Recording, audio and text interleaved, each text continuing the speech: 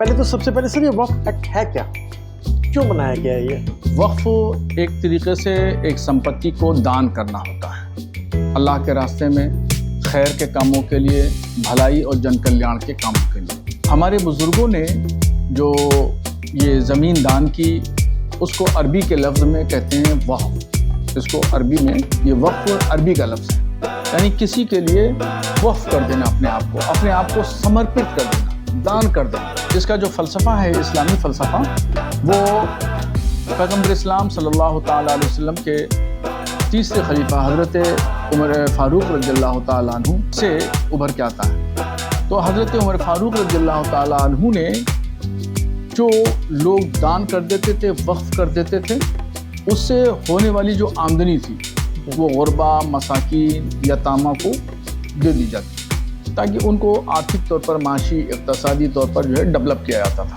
پھر یہ بڑھتا ہوتے ہوتے ہمارے ہندوستان میں آیا۔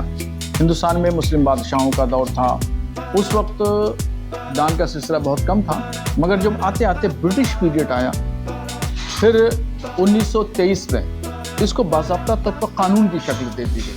اب 1947 آ جاتا ہے جس میں دیش آزاد ہو جاتا ہے۔ اس کے بعد میں 1955 میں اس کو عملی جامہ پہنا دیا جاتا ہے، جب یہاں پر آزاد بھارت میں آزاد حکومت قائم ہوئی۔ اس وقت کانگریس کی گورنمنٹ تھی، اور کانگریس کی گورنمنٹ میں اس میں وقف میں بہت زیادہ ترمیم و تبدیل ہوئی، سنشودھن ہوئے، اور ایک بار نہیں، لیکن ضرورتوں کے حساب سے کئی بار سنشودھن ہوا۔ 55 میں، پھر 1960 میں، پھر 1913 میں، اس طریقے سے ترمیم تبدیل ضرورتوں کے لیے۔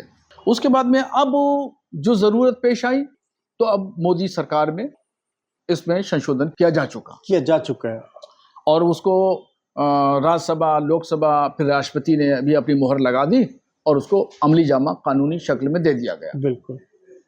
تو یہ ایک طریقے سے مختصر سی ایک ہسٹری ہے قانون کی۔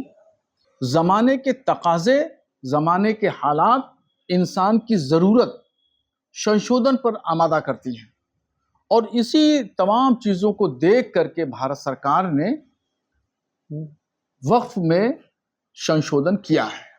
ٹھیک ہے۔ اور اس سنشودھن کی ضرورت تھی، اور یہ جو سنشودھن ہے، میں آپ کو بتاؤں، اس سے عام مسلمانوں کا کوئی نقصان نہیں ہے، بلکہ اس میں عام مسلمانوں کا فائدہ ہے۔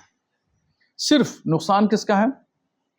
2% لوگوں کا ہے، باقی عام مسلمانوں کا کوئی نقصان نہیں۔